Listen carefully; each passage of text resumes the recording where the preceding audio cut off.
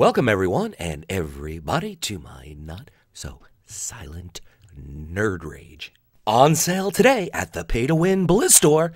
Be like Bajheera, be like Swifty. Purchase your level 90 warrior right here, limited time only, while supplies last. I recently read an article on a major WoW website about as recent as an hour ago, and it filled me with rage.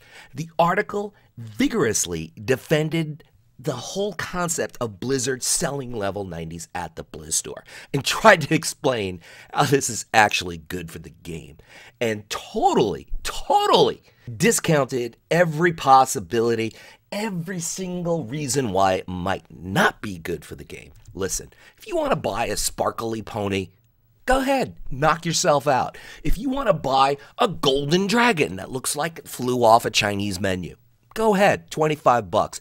It's yours. But when it comes to buying a brand new sparkly paladin at level 90 or a brand new sparkly druid at level 90, you have to hit the brakes. You gotta think about how it will impact the game, and more importantly, how it will impact the game's integrity. Now, to do this sort of thing, you need to look at this whole new edition from different perspectives, from the hardcore player to the veteran player to the casual player, even Blizzard's perspective. Let's take each one at a time. The hardcore player. Here's a guy who's focused on either heroic rating or 2400 in arena, and nothing else. He's probably played the same class since vanilla, and most likely will play the same class until WoW comes to an end. That's the bottom line. This is completely irrelevant to the hardcore player. To the veteran player, a guy kind of like myself, has some really great achievements in the game, still looking to achieve other things in the game, really just loves playing the game, has level 90s in every single class, once again, probably irrelevant to that particular person. The casual player. Now here's a guy that probably wants to put more time into the game, but he just can't do it. Why? Because maybe he's got a demanding job. Maybe he's still in school. Maybe he has kids that he pays attention to. Maybe he has a wife or a girlfriend that he's paying attention to. Maybe he just likes to watch a lot of fucking TV and doesn't really pay attention to WoW too much. This kind of thing is appealing to him. Now, from Blizzard's standpoint, Blizzard is concerned about two things. One, making money. And you know what? You can't knock them for that. And they're also concerned about maintaining the integrity of the game. Because if they lose that, eventually they will stop making money. So the question is, what does purchasing a level 90 do to the integrity of WoW?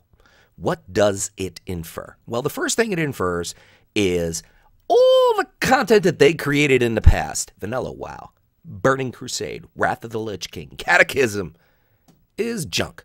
Don't bother with it. It's boring. It's tedious. It's horrible. Just buy a level 90 and play Warlords of Draenor. That is precisely what it's saying. And not only that, it is planting the seed towards a new trend of play to win. Does buying a level 90 Fire Mage at the Blizz Store for $39.95, is that the definition of play to win? No, it's not. That in itself is kind of harmless. However, it starts a trend towards play to win. Everything Blizzard put in that Blizzard store started a trend and had a snowball effect. Every feature in the game that Blizzard implemented since Burning Crusade has a compounded effect, and this is the beginning of pay to win, and I will tell you why. The sparkly pony first showed up at the Blizz Store, and you had to wear sunglasses just to look at this stupid thing for like more than a minute. People were outraged, nerd rage, sweating off their brow like, oh my god, Blizzard, what are you doing? He's selling mounts at the store, I'll never buy that. Meanwhile, they bought like 17 of them. And you know what? Blizzard has another 20 of them like lined up to sell people. Hey, that's all fine. You know what? It turned out to be a good thing in a way. And kids love it. My niece, I buy her mounts because she likes mounts in the game. Hey, not a bad idea.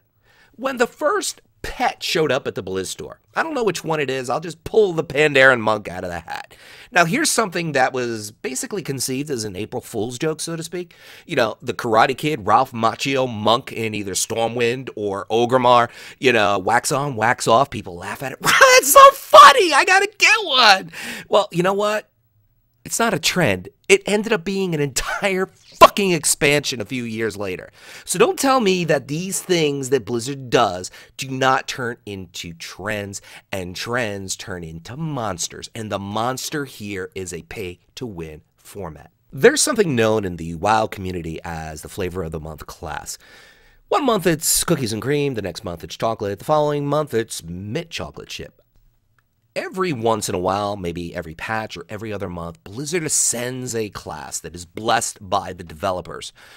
And this class has godlike abilities in PvP or PvE. And people migrate to play this class. Why? Because they want to be OP. That's kind of the whole fun of an MMO for a lot of people.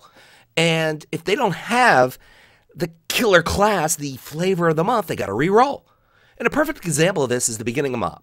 Hunters, warriors, and warlocks came out of the gate so insanely OP. It is a conundrum to even fathom the fact they got out of the beta as strong as they were. It was just retarded. Then the mighty baton of OPness was passed to Shaman. Didn't matter which one. Enhancement, elemental, didn't matter. Oh, look, there's a Shaman. Boom, I'm dead.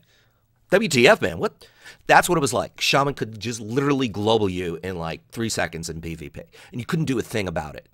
And now, once again, it's warriors hailing at the top of the food chain. They're just invincible, and that's a whole other topic for another time.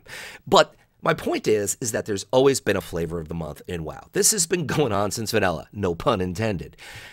And in the beginning of BC, it was Ret Paladins. The end of BC, it was Warlocks. The beginning of the Wrath of the Lich King, it was Death Knights. And then at the end, it was Shadow Priest. The beginning of Kata, I have no idea what it was. I don't remember, but I'm sure it was one of the classes. At the end of Kata, it was Rogues.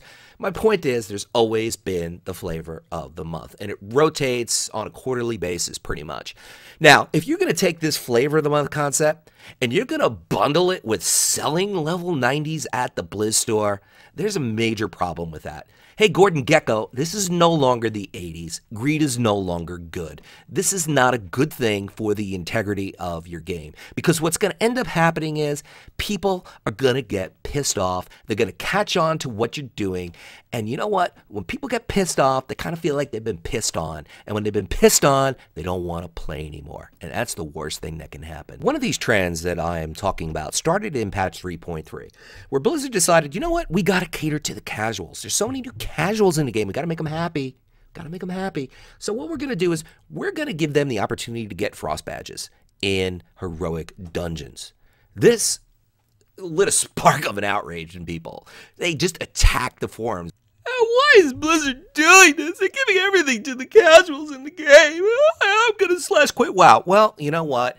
This whole idea of giving out frost badges in heroic dungeons had some good things to it and some bad things. The good things, people who just started the game had an opportunity to catch up in the game. The bad things, the people that played the game for a very long time felt the short end of the stick. And they kind of said, well, you know what? This seems kind of pointless, and I'm kind of pissed off. And you know what? It also diluted their achievements in the game. This didn't stop with Lich King. It went on into Catechism with something called LFR, which, of course, for those of you that don't know what LFR stands for, it stands for Looking for Retards. LFR is a dumbed-down version of a raid. It's probably like a kindergarten version of an SAT test. It is just retarded and stupid and useless. Now, Blizzard's whole idea was, let's introduce LFR so casuals can take a look at our brilliant content. Well, you know what? If you had LFR lag 1 tier, you could have accomplished quite a bit more. People could have seen content, they could have prepped for current rating, and the current raid tier wouldn't feel like their achievements have been diluted. And once again, the integrity of the game was compromised. Now, if you thought to fucking stop then, well, guess what? In MoP, the real fucking started, and that's when they introduced in patch 5.3, Timeless Isle. Now you don't have to do heroic dungeons. Now you don't have to do kindergarten version raids. All you gotta do is go to Timeless Isle and you can loot epic gear, much like you loot Peace Bloom. And if you don't think purchasing a level 90 in the Blizz Store is a trend towards pay to win, you really haven't been paying attention to what's been going on over the past couple of years. Because next thing you know, they're going to be charging money to get full conquest gear, or they're going to be charging money to get full heroic grade tier gear. What makes you think that they're not going to do that? Please do not get this confused with including a level 90 in the xpac Warlords of Draenor. I have mixed feelings about that, but I understand it. Matter of fact, I respect it as a business move. Because for the new player to step into WoW and level 1 through 90, it's a very daunting task, a very time-consuming task. By the time they actually do hit level 90, the fact is now they got to start the gearing process. And the people that they might want to progress with in raiding or progress with in arena are already geared and don't want to be bothered with them. So I do understand the whole concept of including a level 90 in the xpac. And if someone wants to kind of circumvent and beat the system and purchase 11 xpacs and get 11 free 90s, you know what? Let them spend $500. So be it. But to spend $40 or whatever for a level 90 paladin at the Blizz Store, on sale now. The truth is, there's very little that I can do. I can voice my opinion to feel better for a little while, but you know what? It's really not going to change things. Blizzard is most likely going to go through with this. And it's a shame. I mean, if Blizzard wants to be a 5-year-old standing in a puddle of gasoline and play with matches, I can't really do much to stop them. They're in California. I'm in New York. It's not really not much I can do. You know, there's an old saying that a guy named Amarillo Slim once said, and he was a famous poker player from Texas, almost as big as Doyle Brunson.